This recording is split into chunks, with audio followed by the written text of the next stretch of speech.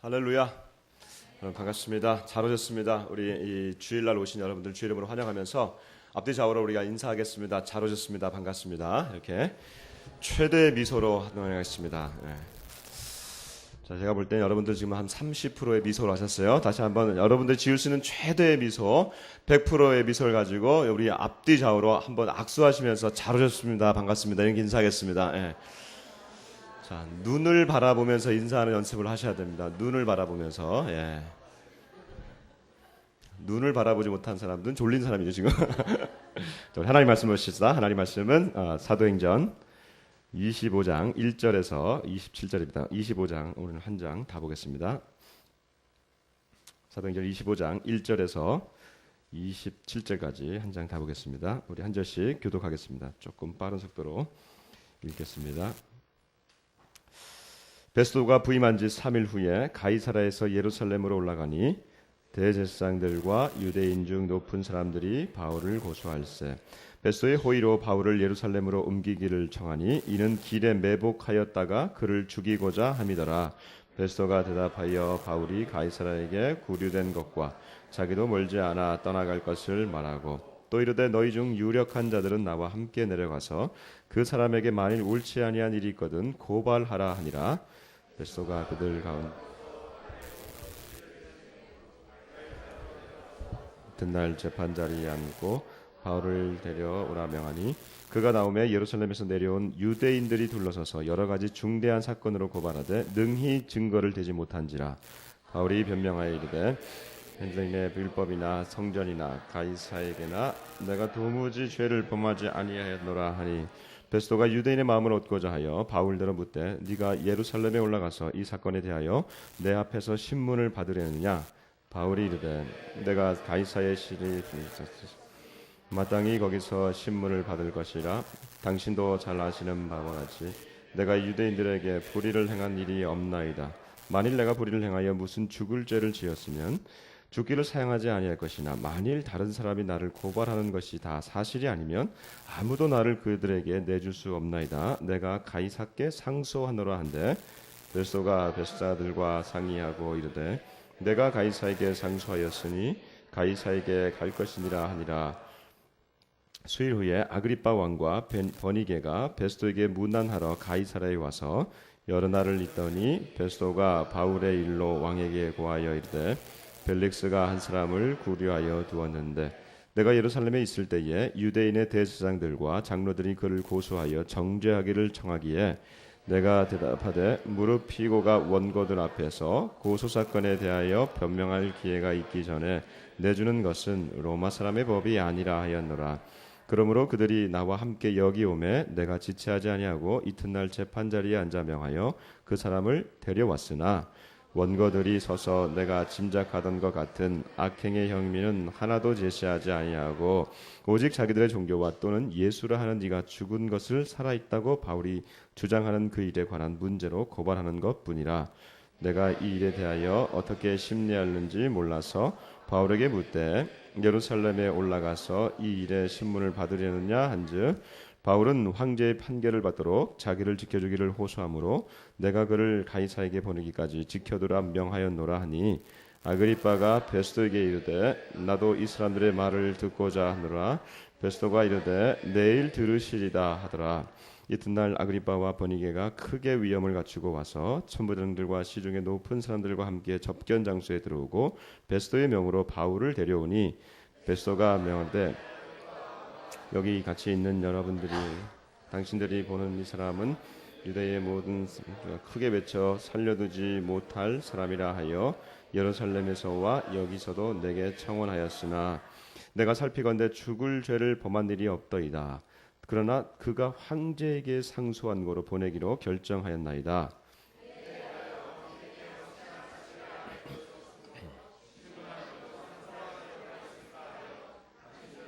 특히 아그리빠 왕 그의 앞에 그를 세웠나이다. 다 같이 읽습니다. 그 죄목도 밝히지 아니하고 죄수를 보내는 것이 무리한 일인 줄 아나이다 하였더라. 아멘. 아멘.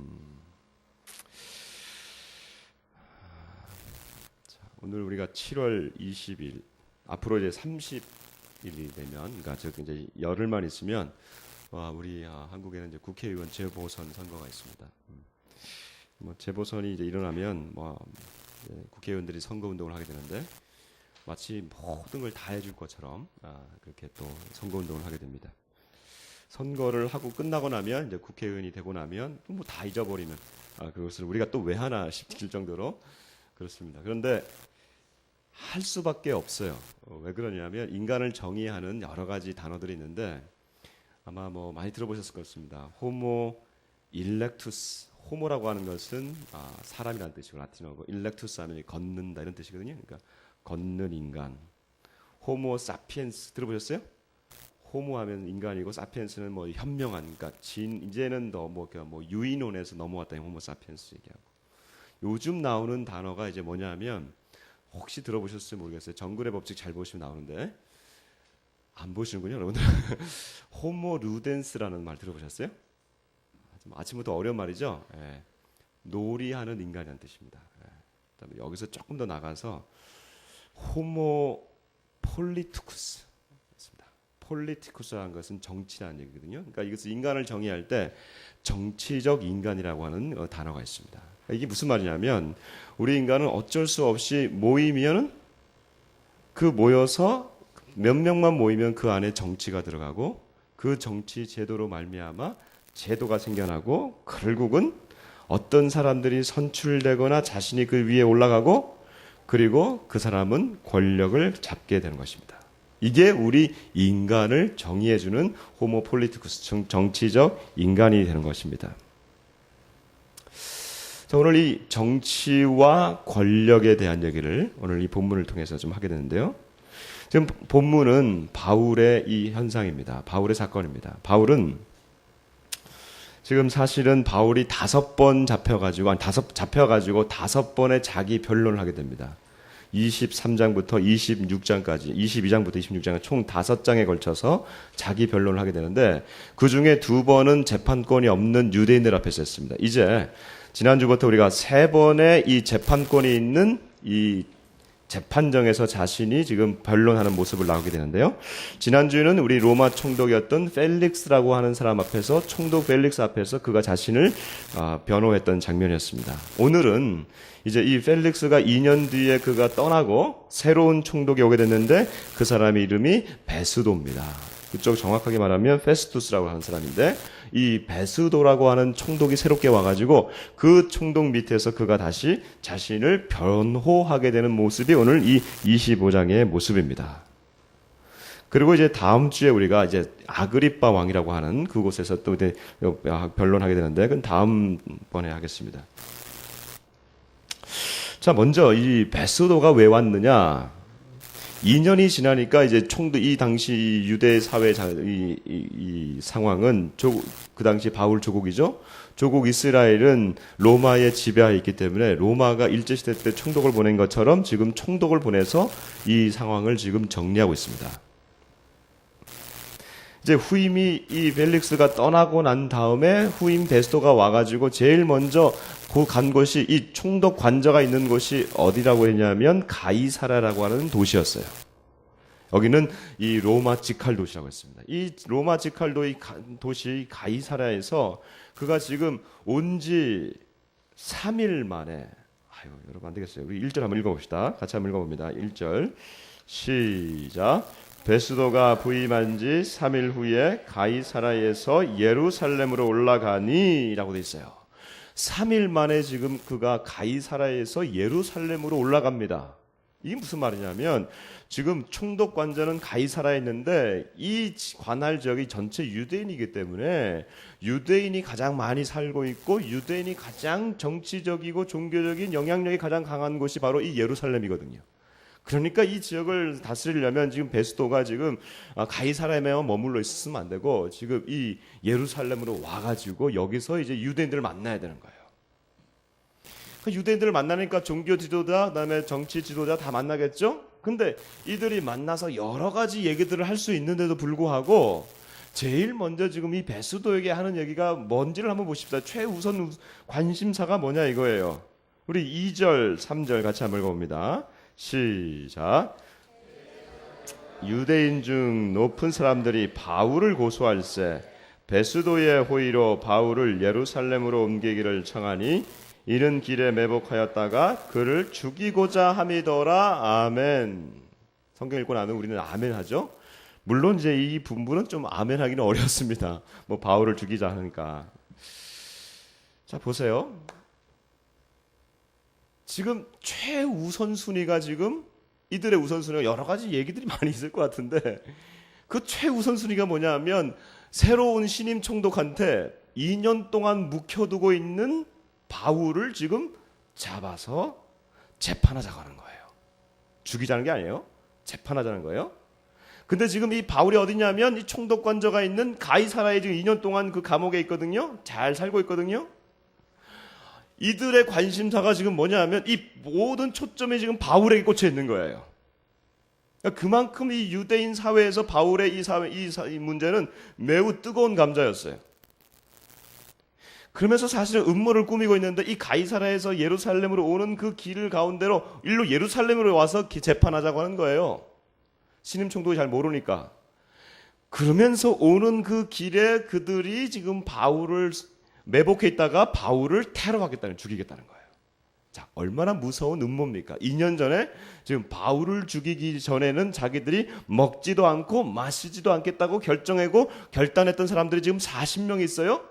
2년 동안 이 사람들이 살아남았는지 모르겠어요. 그렇지만 그만큼 지금 엄청난 이 지금 바울의 음모가 있는 거예요. 이 바울을 죽이고자 하는 음모가 있어요. 베스도가 참 괜찮은 사람이에요. 이 베스도가 로마법에 의하면 당신들이 만약에 정말로 이 바울에 대해서 고소할 일이 있으면 내가 있는 이 총독관자가 있는 가이사라로 내려와라. 그리고 그곳에서 재판을 열겠다. 제가 볼 때 베스도는 괜찮은 사람이에요.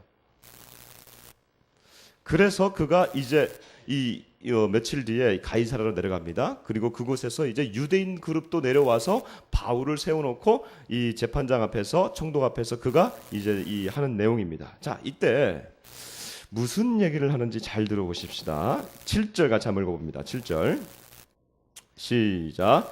그가 나움에 예루살렘에서 내려온 유대인들이 둘러서서 여러 가지 중대한 사건으로 고발하되 능히 증거를 대지 못한지라. 아멘. 자, 2년 만에 다시 재판이 열렸어요. 총독만 바뀌었어요. 재판장만 바뀌었어요. 고소하는 사람 똑같아요. 피고 바울 똑같아요. 그리고 고소하는 내용도 다 2년 전에 그 내용이랑 똑같아요. 그 2년 전에 총독도 봤을 때 재판을 했을 때 아무런 정치적이고 종교적인 잘못을 행한 것이 없어요.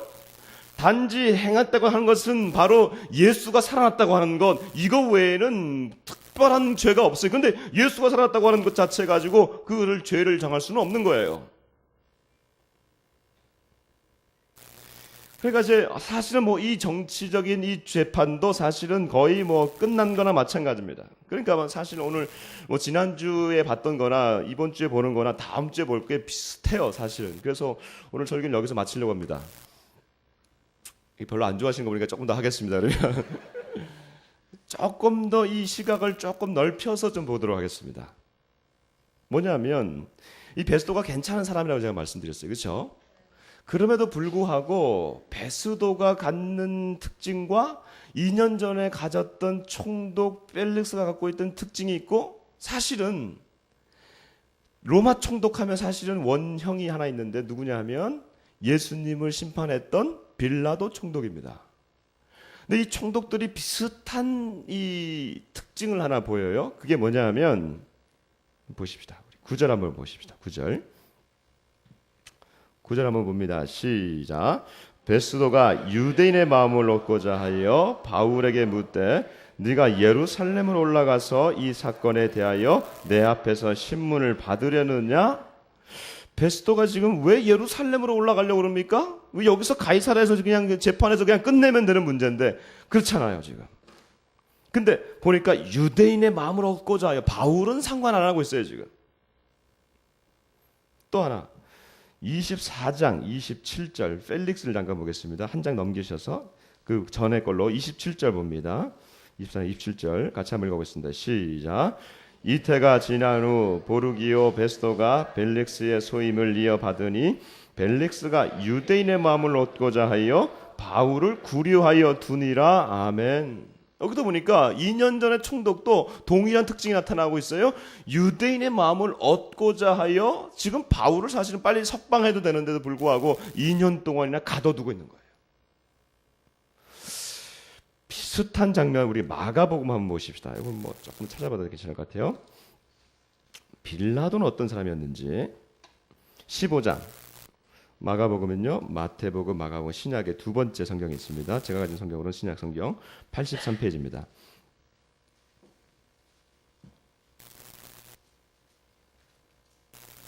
(15장 15절) 시작. 빌라도 고아가 무리에게 만족을 주고자 하여 놓아주고 예수는 채찍질하고 십자가에 못 박히게 넘겨주니라. 아멘. 보세요. 동일한 장면이 나오고 있습니다. 그렇죠? 빌라도도 총독인데, 로마 총독인데 예수를 놓아줄 수 있음에도 불구하고 왜? 예수님이 죄가 없는 걸 알거든요. 빌라도도. 그의 아내가 와서 간밤에 저가 저를 나를 괴롭게 했으니까 내버려 두십시오. 저는 죄인이 아니라고 얘기했거든요. 그러니까 알고 있음에도 불구하고 무리에게 만족을 주고자, 무슨 말이에요? 유대인들을 설득해내고 그 유대인들을 통해 가지고 자신의 권력을 지켜내려고 하는 이러한 총독의 이 동일한 모습이 나타나고 있어요.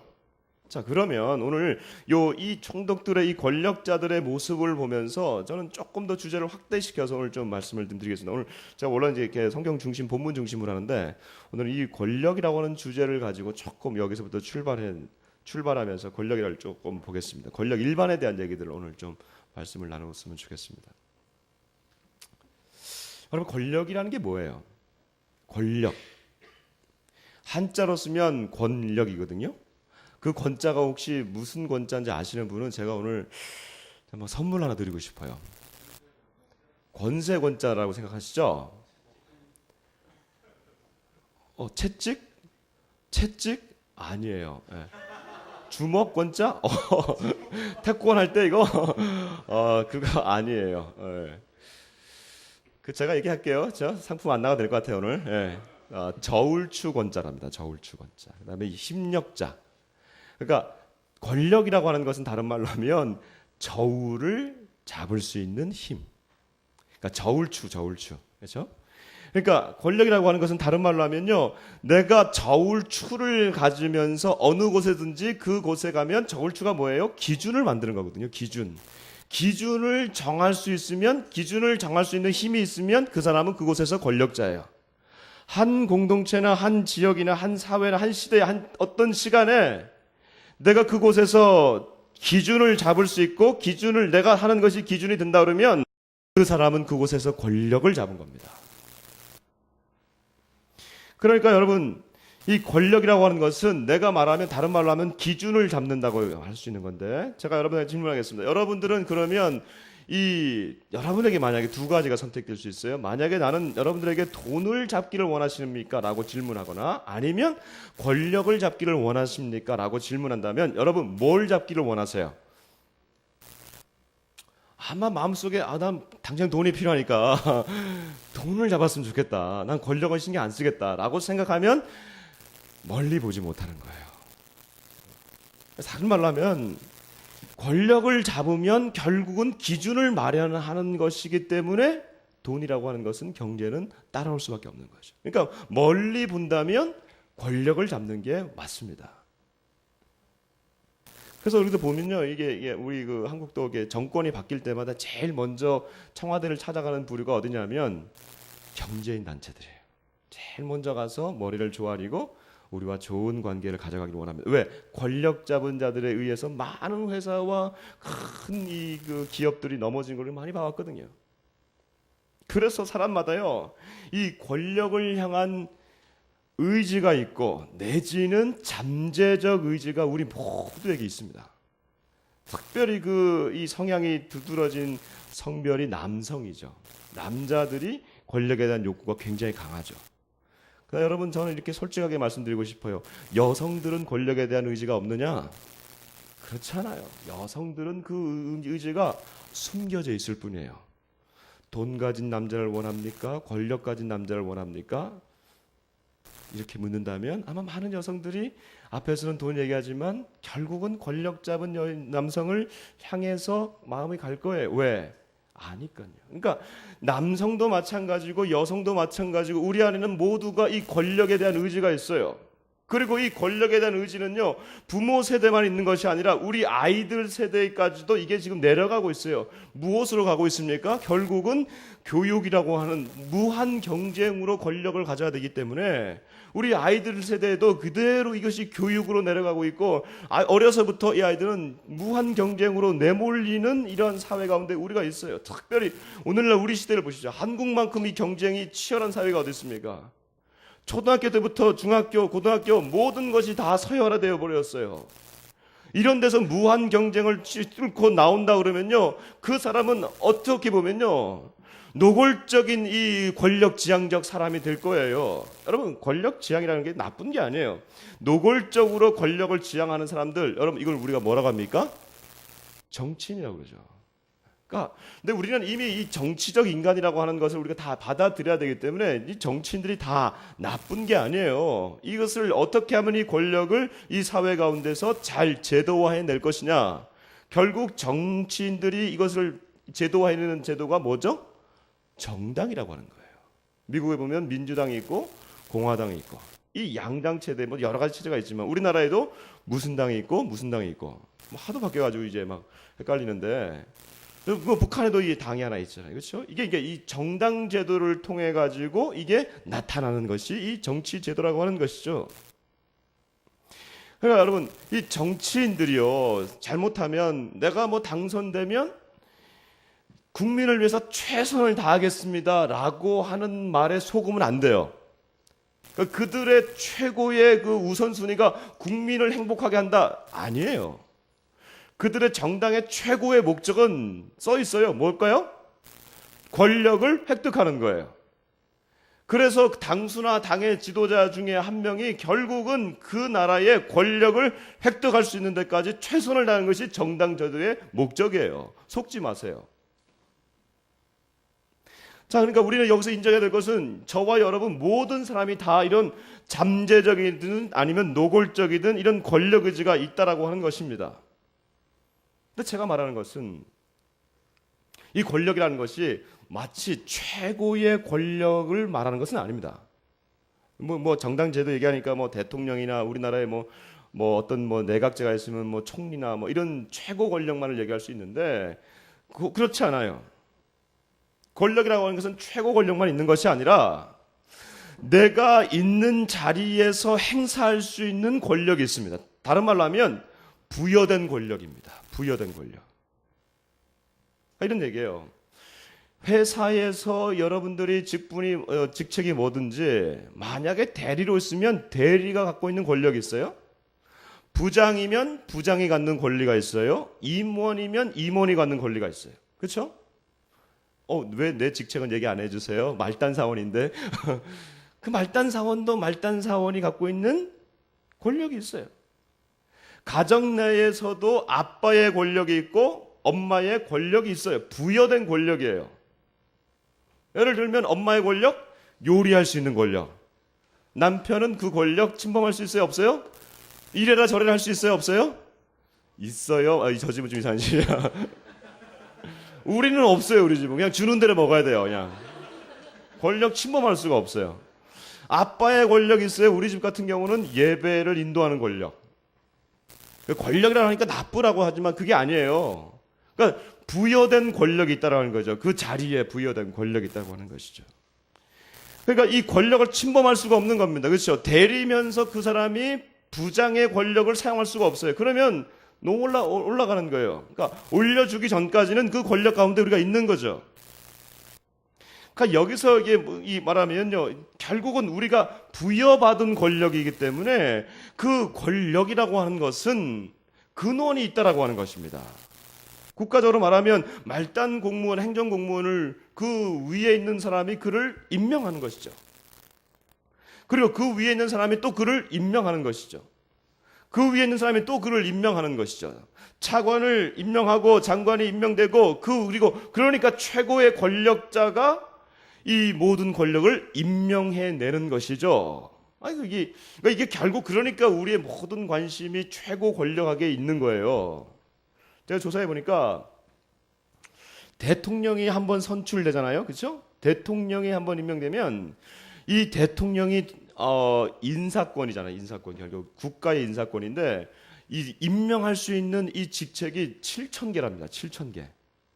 별거 아니죠. 별로 안 많죠. 이 한국 사회 보면. 근데 이 7,000개가 법조계에 제가 보니까 26명, 행정부에 한 1,400명, 그 나머지 직속해가지고 전체가 한 7,000명 정도 되는데 이게 우리나라 각 사회에 다 파송되어가지고 거기서부터 또 임명되니까 정권이 바뀌면 대통령이 한 사람이 바뀜으로 말미암아 이 나라가 완전히 색깔이 달라지는 거예요. 그러니까 그렇게 이게 권력을 잡으려고 그러는 것 같아요. 자, 그런데 여기서부터 이제 여기까지는 일반적인 얘기고, 그러면 여기서부터 이제 우리가 어떻게 볼 것이냐? 이 권력이라고 하는 것이 임명됐다라고 하는 것을 인정한다면, 그리고 권력이라고 하는 것은 근원이 있다라는 것을 우리가 인정한다면, 여기까지는 다 뭐 일반 사람들도 다 동의가 되는데, 여기서부터 우리가 성경적 기준을 어디로 가져갈 거냐 이거예요. 우리는 민주사회를 살고 있습니다. 다른 말로 하면 민주주의를 살고 있어요. 민주주의의 가장 근본이 뭐냐면 국민의 주권은 어디서 나온다? 국민에게서 나온다는 거예요. 즉 최고의 권력자 이 대통령의 임명이 어디서부터 나오느냐? 결국 이것은 우리 국민들이 선출했기 때문에 투표했기 때문에 그 권력이 인간에게서 나온다는 거예요. 그러나 우리는 여기에서 한 발 더 나아가는 사람들입니다. 근원이 어디서부터 나오느냐? 로마서 한번 보십시다. 로마서 13장. 자, 사도행전 바로 뒤에 있습니다. 로마서 13장을 보겠습니다. 1절 한번 보십시다.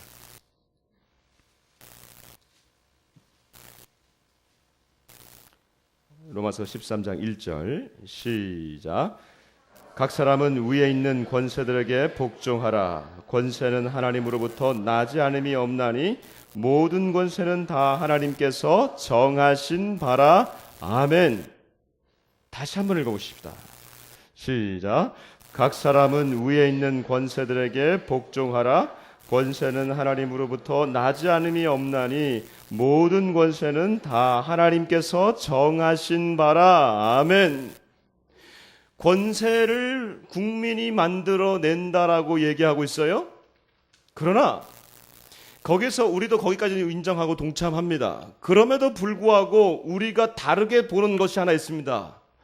세상의 모든 권력, 그것은 단순히 우리 인간이나 국민이나 시민사회에서 나오는 것이 아니라 우리가 고백하는 것은 그 권위와 권력과 권세는 하나님께로부터 나온다고 하는 것입니다. 즉 우리 인간을 통해서라고 하지만 인간을 통해서라도 우리는 믿는 것은 그 권력이라고 하는 자리가 임명된다면 그 임명은 인간을 통해서만 하는 것이 아니라 우리 인간과 우리 여러 가지 제도를 통해서 사회 발전을 통해서라도 하나님이 하시는 줄 믿습니다. 이게 우리의 고백이에요. 이게 세상과 우리 믿는 자들과 다른 고백이 여기서부터 갈려지기 시작하는 것입니다. 그러니까 우리가 이것을 믿는다고 한다면 우리 좀 다르게 봐야 돼요.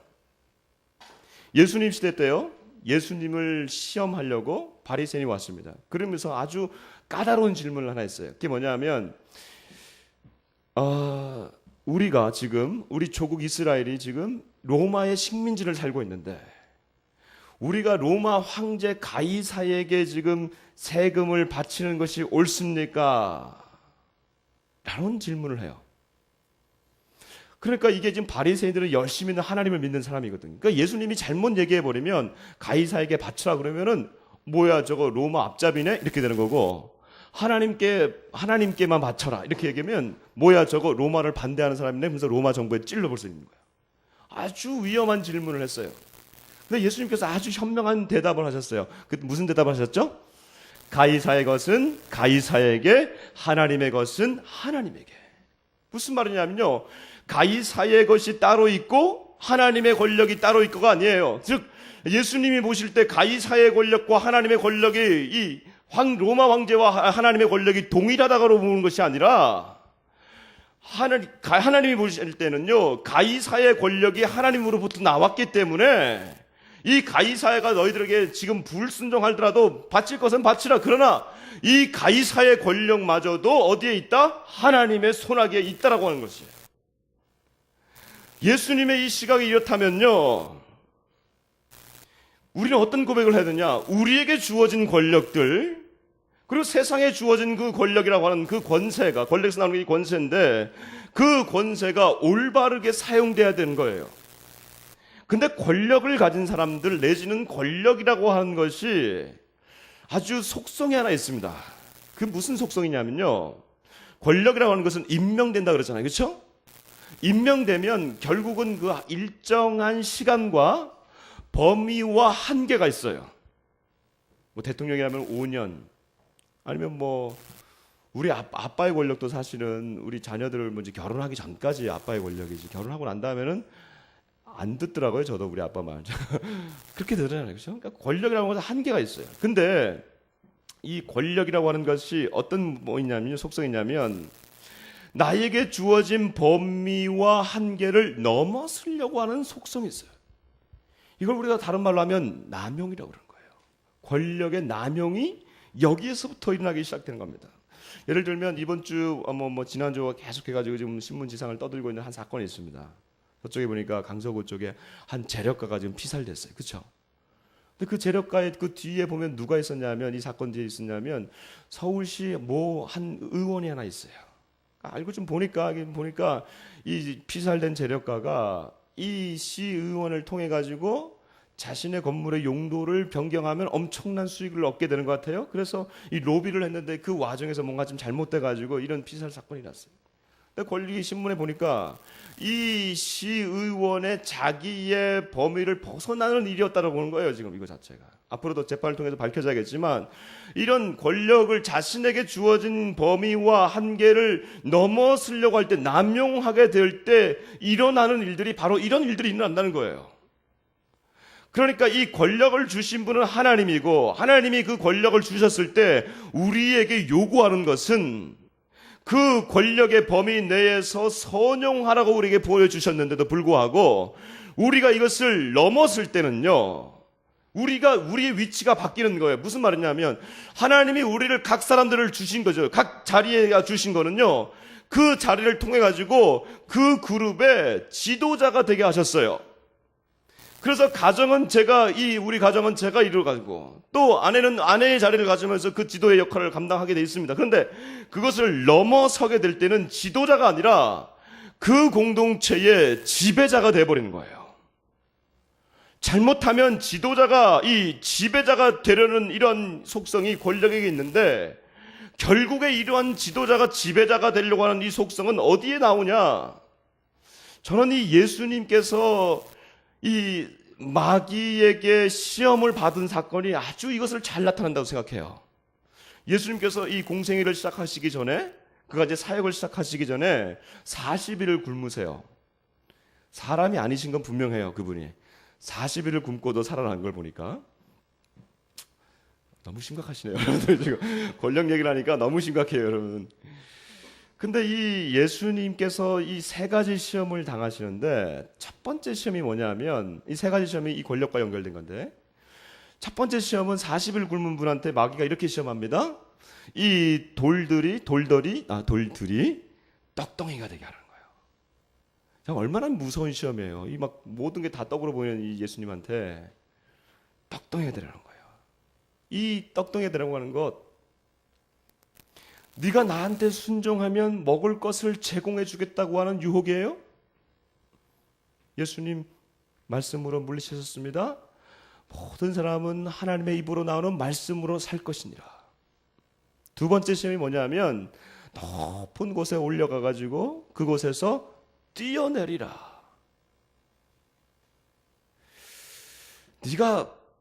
네가 정말 하나님의 아들이라면 카리스마를 보여달라는 거예요.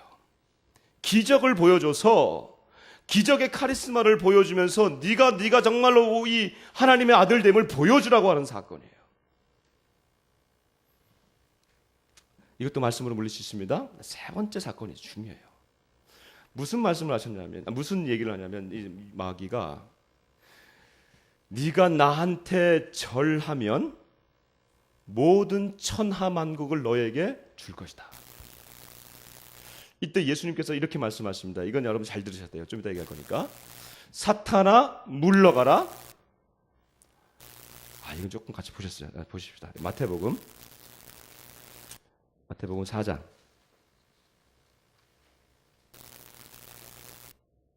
마태복음 4장 10절. 마태복음은 신약성경 제일 앞에 있습니다. 마태복음 4장 10절. 시작. 이에 예수께서 말씀하시되 사탄아 물러가라 기록되었으되 주 너의 하나님께 경배하고 다만 그를 섬기라 하셨느니라. 아멘. 세 번째 시험은 사실 이 권력의 아주 끝을 보여주는 거거든요. 권력을 남용하게 될 때 결국은 그 남용이 지배자가 될 때 사람들이 하나님이 그 부여해 주신 권력을 넘어서게 될 때 그 공동체와 그 사회와 어떨 때는 심지어는 국가와 아니면 그 아주 세계적인 독재자가 히틀러 같은 경우일 때는요, 세계적인 지배자가 되려고 할 때에 이 권력의 끝은 뭐냐면 천하만국을 내게 줄 것이다라고 하는 거예요. 결국 이것이 어디서부터 나오냐면 이 마귀의 속성이에요. 사람들은 이 권력을 가지고 계속적으로 나가고 있지만 이 권력의 속성이 결국은 어디의 속성이냐면 마귀가 계속적으로 우리에게 주는 이 속성이라고 하는 것이죠. 이것이 마귀로부터 오는 속성인지도 모르고 그냥 무한한 권력 의지를 가지고 그것을 커트해지 내지 아니하면서 이것이 마치 우리 인간이 살아가야 될 본연의 모습인 것처럼 우리는 정치적 인간이야 라고 하면서 당연하게 여기면서 계속해서 올라가고 하는 인간들을 바라볼 때에 우리 마음이 아픈 거예요. 심지어는 우리가 예수님을 따른다고 하면서도 예수님을 믿고 하나님 나라를 만들어 가겠다고 하는 우리 그리스도인들마저도 이런 권력의 속성들을 그대로 유지하면서 그대로 맛보면서 계속해서 우리가 성을 쌓고 올라가고 있지 않습니까? 그게 죽음의 길인지도 모르고 올라가는 그런 상황을 볼 때요, 저는 한 동호가 떠올라요. 여러분들 아는 동화일 거예요. 많은 분들이 막 보셨더라고요, 이 동화를. 트리나 폴러스라고 하는 사람이 여류 작가가 쓴 책인데 아마 요만한 짧은 책이에요. 노란 책이에요. 이 꽃들에게 희망이라고 하는 책이에요. 꽃들에게 희망. 혹시 못 보신 분들은 오늘 가셔서 꼭 사서 도서관에 가서 꼭 보세요. 많은 분들이 보셨으니까 제가 얘기를 해도 뭐 좀 식상할 수 있지만 그래도 얘기해 볼게요. 어떻게 하겠어요, 여러분? 들으셔야지. 네. 재밌는 얘기예요. 그 줄무늬 애벌레가 있었어요. 이 애벌레가 태어나서 이 줄무늬 애벌레가 태어나니까 뭘 하겠어요. 그러니까 애가 막 자라니까 계속 이 세상에 태어나서 뭐 먹기만 한 거예요. 그래서 너무 먹기 좋아요. 그러니까 애벌레가 막 살이 찌는 거예요. 살이 찐다 보니까 너무 좋다 보니까 이제 이게 먹는 것도 지겨워졌어요. 삶에 좀 색다른 것을 좀 보기를 원했어요. 근데 어느 날 길을 걷다가 길을 기다가 이렇게 기어가다가 저 한쪽에서 뭔가 이렇게 보는데 뭔가 꿈틀꿈틀한 뭔가 높은 것이 있어요. 알고 자세히 가봤더니 이게 애벌레들이 서로가 막 기어 올려가려고 하는 높은 탑이 쌓여져 있는 기둥이 있는데 보니까 뭐 위에서도 이 애벌레들이 기어 올라가고 있는데 애벌레도 올라가다가 떨어지고 올라가다가 떨어지고 하는 거니까 뭔가가 지금 뭐가 있는 거예요. 가보니까 이 애벌레들이 이 기둥을 만들어 놓고 있는데 이 줄무늬 애벌레가 자기도 뭔가 올라가 봐야겠다 생각해가지고 막 기어서 올라가는데 위에서는 떨어지고 옆에서는 서로 밟히면서도 계속 올라가는 거예요. 뭔가가 저긴 있을 거야 라고 생각을 한 거죠. 그러면서 계속 올라가면서 뭔가 있을까 하면서 옆에 있는 친구에게 물어봤어요. 저기는 뭐가 있니? 저 위에 올라가면 뭐가 있는 거야? 옆에 있는 사람이 아니라 벌레도 나도 몰라, 뭔가 있는 것 같아, 그냥 올라갈 뿐이야. 그러면서 계속 올라갔어요. 그러니까 올라가려면 이걸 누군가를 짓밟고 또 올라가고 또 짓밟고 올라가는데 어느 날 올라가는데 옆에 친구를 만났는데 이 친구는 뭐냐면 노랑 애벌레예요. 이 노랑 애벌레도 이 줄무늬 애벌레가 짓밟고 올라가려고 하는데 어느 순간에 갑자기 양심의 가책이 확 느껴진 거예요. 그러면서 내가 더 이상 이렇게 누군가 친구 동료들을 밟고 올라가는 것은 내 이 벌레의 양심에 내가 어긋난다 싶었던가 보죠. 그러면서 이 노랑 애벌레랑 같이 얘기를 해서 그냥 이 올라가기를 포기하고 그가 내려오게 됩니다. 내려와서 이 노랑 애벌레와 줄무늬 애벌레는 너무 행복하게 잘 살았어요. 근데 어느 날 이 다시 내려왔던 노랑 애벌레는 이 줄무늬 애벌레랑 사는 것이 너무 지겨워졌어요. 그러면서 다시 그가 옛날 그 기둥으로 올라가기 시작하는 거예요. 시리에 빠진 이 줄무늬 애벌레가 이렇게 길을 다니다가 어떤 날 보니까 나무를 하나 보는데 그 나무에 지금 늙은 애벌레가 있는데 이 늙은 애벌레가 나무에 매달려 가지고 비단줄을 자기의 몸에다가 칭칭 감는 일을 하는 거예요. 가가지고 물어본 거예요. 왜 지금 당신의 몸에다가 이 비단줄을 치고 있냐고. 우리는 나비가 될 운명이에요. 우리가 여기서 우리 자신의 몸을 묶어내지 아니하면 우리는 나비가 될 수 없어요. 비로소 이 줄무늬 애벌레는 자기가 나비인 것을 알고 나무에 매달려서 자기의 몸을 똘똘 물리치면서 묶으면서 이 꼬치를 치기 시작합니다. 한편 이 줄무늬 애벌레를 떠난 이 노랑 애벌레는 이 기둥으로 올라갔어요. 최선을 다해서 올라갔어요. 서로 짓밟으면서 밟히면서 하다가 결국은 이 노랑 애벌레가 제일 꼭대기까지 올라가서 정상에 올라갔어요. 근데 웬걸 정상에 올라가서 뭔가 있을 줄 알았는데 정상에는 아무것도 없고 그냥 바람만 불 뿐이었어요. 그리고 여전히 밑에서는 저 정상에서부터 밑에서부터는 이 정상을 향해서 올라오는 목적을 잃은 이 애벌레들이 계속 올라오고 자기를 짓밟으려고 올라올 뿐이었어요. 그리고 올라가다가 보니까 자기는 그동안 주의를 못 봤는데 제일 꼭대기에 올라가서 보니까 사방을 둘러보니까 사방에는 수많은 그런 애벌레들이 올라가는 기둥들만 있을 뿐이었어요. 아무것도 없는 바람만 휙 부는 그 정상에 서서 이 노랑 애벌레가 한탄하고 있을 때 마침 그때에 한 멋진 나비가 그 정상 위로 올라오는 것이었습니다. 알고 봤더니 이 나비는 꼬치가 되었던 줄무늬 애벌레가 나비가 되어서 올라오게 된 거예요. 이때 이 나비를 통해서 알게 된 겁니다. 노랑 애벌레가 알게 된 겁니다. 이 정상은 서로가 밟으면서 경쟁하면서 짓밟아 오르는 것이 아니라 이 정상은 나비가 되어서 날아오르는 것이었구나. 이걸 알게 되고 이 노랑 애벌레는 다시 내려가서 자신도 꼬치를 갖게 되고 나중에 나비가 돼서 날아갔다는 아름다운 얘기가 이 꽃들에게 희망입니다. 아름답죠? 아름다워요.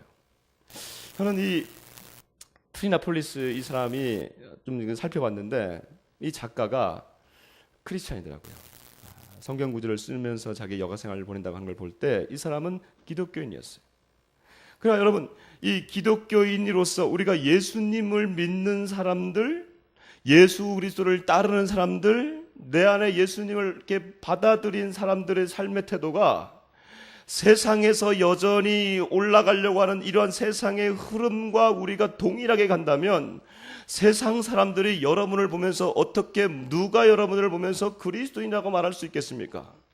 그런데 우리는 여전히 또 세상에 속해 있기 때문에 우리에게는 호모 폴리티쿠스, 즉 정치적 인간의 그 성향이 우리 가운데 있단 말이에요. 그래서 우리가 일주일 동안 오늘 끝나고 다시 세상으로 나가면 그러한 정치적인 마음들이, 우리 안에 권력에 대한 마음들이 일어나면서 지도자로 우리를 부르셨는데 지도자의 자리를 넘어서 우리가 가지고 있는 영역에서 지배자가 되려고 하는 그러한 형태가 우리 안에 계속해서 일어나고 있는 거예요. 이 이중의 삶 가운데서 우리가 어떻게 이것을 일어날 수 있냐 이거예요.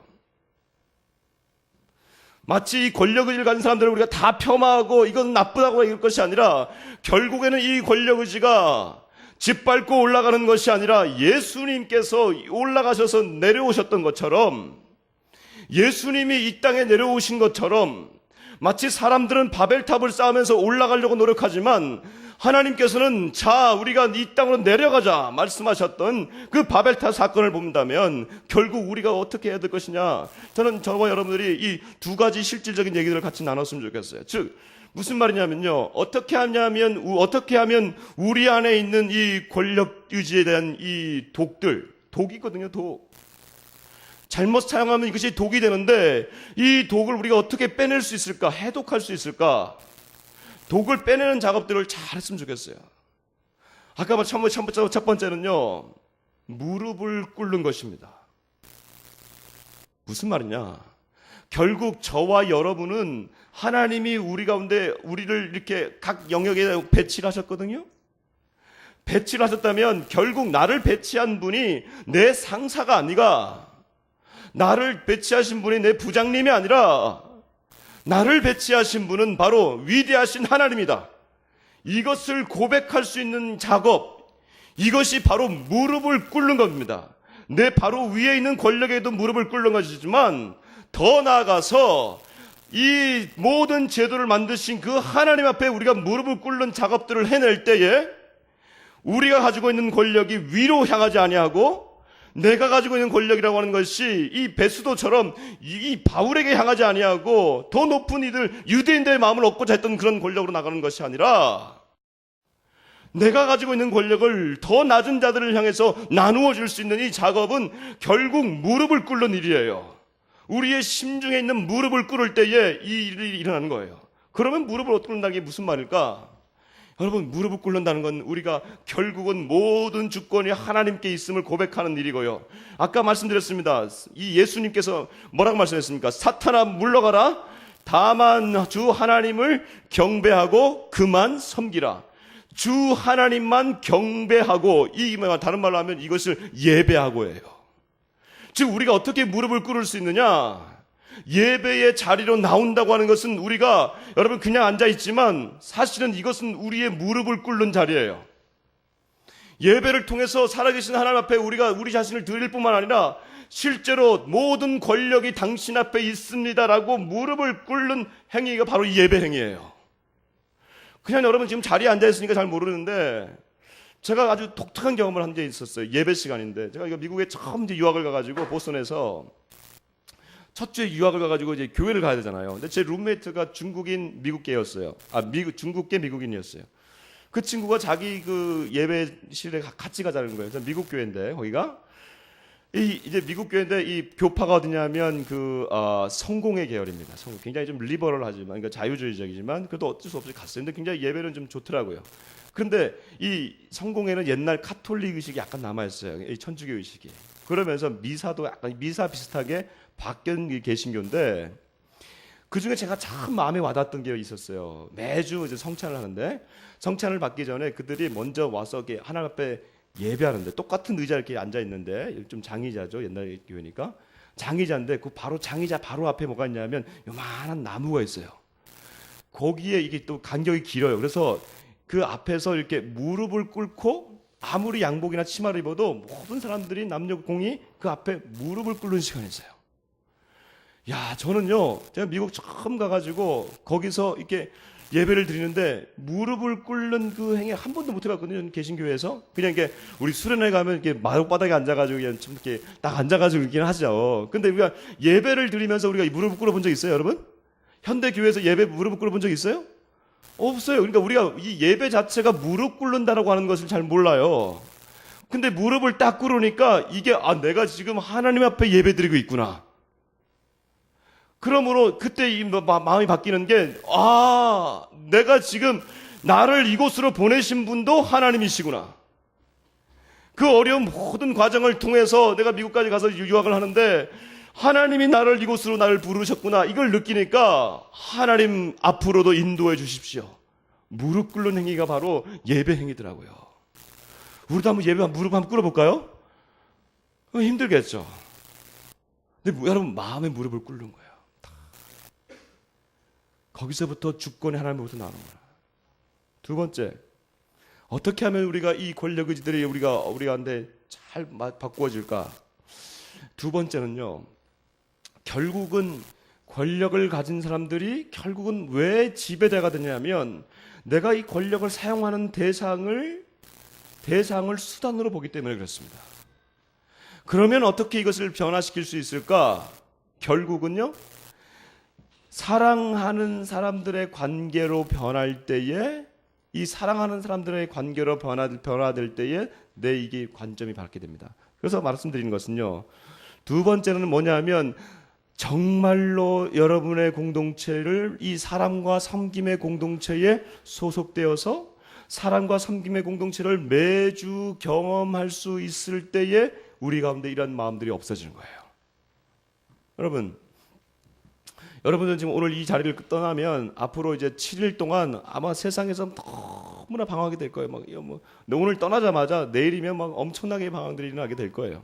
그럼에도 불구하고 우리가 이곳에서 7일 만에 모여서 이 예배 드리면서 이곳에서 그다음에 사랑의 공동체가 이루어진다면, 내가 이 사람을 섬기는 것을 경험하게 된다면, 그다음에 이 사람이 나를 섬기는 것을 경험하게 된다면, 이러한 경험이 결국에는 나로 하여금 내가 있는 곳에서 섬김의 공동체를 만들어가고 사랑의 공동체를 만들어가는 것이지, 이것이 내가 이 사람을 지배하고 이 사람을 통해 가지고 내가 뭔가를 만들어내려고 하는 이런 공동체로 나가지 않는다는 거예요. 그러면서 저는 어떤 면에서는요, 지금 제가 좀 기대하고 있는 게, 이번 수련회가 정말 기대가 돼요.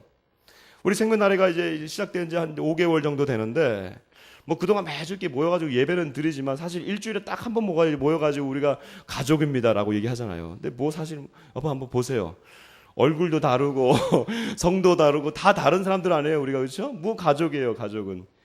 가족이긴 하지만, 하나님 안에서 가족이지만, 그런데 같은 장소에서 우리 한 공동체가 며칠간 먹고 자고 이런 일들을 할 때요, 실제로 이런 것이 우리가 가족이 되는 것을 느끼게 되는 거죠. 그래서 이런 자그마한 공동체지만 이 안에서 사랑이 꼽히는 것을 우리가 경험하는 사람들, 그래서 실제로요, 이 예수원 공동체라든지, 한국에 있는 예수원 공동체라든지, 또 미국에 보면 아미시나 또 메노나이트, 약간 다른 공동체이긴 합니다만, 그런 공동체에서 자란 사람들은요, 젊은이들이 권력의지 때문에 나갔다가도 젊을 때는요, 반드시 그들이 30대, 40대가 되면 다 그 공동체에 다시 들어옵니다. 왜? 세상에 나가서 권력의지를 해봤지만 그것이 답이 아니거든요. 그가 어려서 맛보았던 이 사랑의 공동체를 경험했을 때에 그가 다시 한번 돌아올 수 있는 근거지가 뭐냐면 그 구심력이 있는 거예요. 사랑의 공동체를 만들어낼 때에, 우리가 생명나래가 사랑의 공동체를 만들어낼 때에, 그리고 여러분들이 그런 공동체들이 가운데 소속돼 있고, 아니면 또 다른 어떤 소규모의 그런 사랑의 공동체를 경험하면 경험할수록 내 안에 있는 권력의지들은요, 독이 되는 것이 아니라 그 권력은 선용이 될 수 있는 거예요. 그렇게 되기를 주의 이름으로 여러분들 축복합니다. 한 주간 여러분들 살면서 하늘에서부터 오는 그 기쁨, 그리고 무릎 꿇는 그 자세, 그리고 우리 공동체가 그렇게 되기를 여러분 기도하시면서 그렇게 만들어 가신다면, 여러분의 삶이 실패한 삶이 아니라 날아오르는 삶, 그렇게 될 줄 믿습니다. 그래, 여러분 옆에 있는 분들 이렇게 인사하십시다. 당신은 나의 가족입니다. 가족이 있어요, 여기 보니까. 근데 가족이 없는 분들도 있어요. 믿음으로 고백하십시오. 우리는 하나님의 가족입니다. 이렇게. 그래요. 예. 우리 이 시간 다이를 같이 일어나셔서 하나님 앞에 무릎 꿇읍시다. 예. 찬양으로 무릎 꿇읍시다. 하나님, 당신을 우리가 높여드립니다. 당신이 우리의 왕이십니다. 문들아 머리 들어라. 우리 찬양하면서 고백하십시다. 문들아 머리 들어라. 들릴지어다 영원한 문들아. 영광의 왕 들어가시도록 영광의 왕 들어가신다. 문들아 머리 들어라. 들릴지어다 들릴지어다 영원한 문들아. 영광의 왕 들어가시도록 영광의 왕 들어가신다. 영광의 왕이시뇨 영광의 왕이시뇨 강하고 능하신 주로다. 전쟁에 능하신 주시. 다 찬양 위대하신 왕께 만세. 왕께 만세.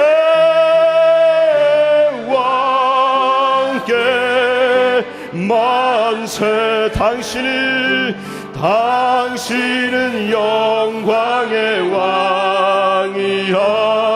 다 찬양 위대하신 왕. 다시 한번 문들아 머리 들어라. 문들아 머리 들어라. 아멘. 들리시어다 영원한 문들아. 영광의 왕 들어가시도록. 영광의 왕 들어가신다. 영광의 왕이시뇨. 영광의 왕이시뇨. 강하고 능하신 주로다메. 전쟁에 능하신 주시라. 다 찬양 위대하신 왕께 만세. 왕께 만세. 왕께 만세. 당신은요. 그렇습니다. 주님이 우리의 왕이십니다. 다 찬양 위대하신. 다시 한번 왕께 만세. 왕께 만세. 왕께 만세. 당신은 영광의 왕이라. 다 찬양 위대하신 왕. 아멘 아멘. 이 시간 우리 하나님 앞에 무릎을 꿇읍시다. 여러분, 무릎을 꿇을 수 있는 상황이 아니니까 그냥 우리의 마음의 무릎을 꿇읍시다. 우리 수련회 가면 정말 무릎을 꿇고 기도할 것인데, 하나님 당신이 왕이십니다. 당신이 왕이십니다. 나를 지으신 분도 당신이시고, 나를 이 자리에 인도하신 분도 당신이시고, 당신이 이 세상에는 우연이 없습니다. 하나님의 그 필연 가운데 인연으로 만나게 되는 것인데, 이 자리에 오게 된 것도 하나님의 의왕 인연이고 하나님의 예정하신 줄 믿습니다. 하나님, 내가 사회 가운데서 살아갈 때에 방황하지 않게 하여 주시고, 최고의 왕 하나님을 알게 하여 주시고, 그 하나님 앞에 무릎을 꿇게 하여 주시고, 그 하나님의 시각으로 이 세상을 바라보게 하여 주십시오. 우리 이 시간 고백하면서 주님 당신을 왕으로 모시겠습니다. 고백하며 기도하겠습니다. 기도하십시다. 하나님 감사합니다. 주님에게만 무릎을 꿇습니다. 세상의 권력이 아무리 강할지라도 그 권력을 주신 분이 당신이기에 주님 당신 옆에 무릎을 꿇습니다. 하나님 아버지, 사랑하는 우리 성도들, 세상 가운데서 살면서 힘들고 어려울 때마다 이 말씀 기억하게 하여 주옵소서. 당신이 왕이십니다. 당신이 창조주이십니다. 당신이 구원자이십니다. 당신을 붙들고 살아갈 수 있는 한 주간 되게 하여 주옵소서. 우리 생명날에 이번 주 수련회도 주님께서 붙들어 주시고, 하나님 아버지, 우리가 생명의 그 귀한 공동체를 만들어 갈 때에 우리 안에 생명이 살아나게 하여 주시고, 우리 안에 생명을 보듬어드는 그 아름다운 공동체가 되게 하여 주옵소서. 할렐루야. 감사하며 예수님 이름으로 기도드립니다. 아멘.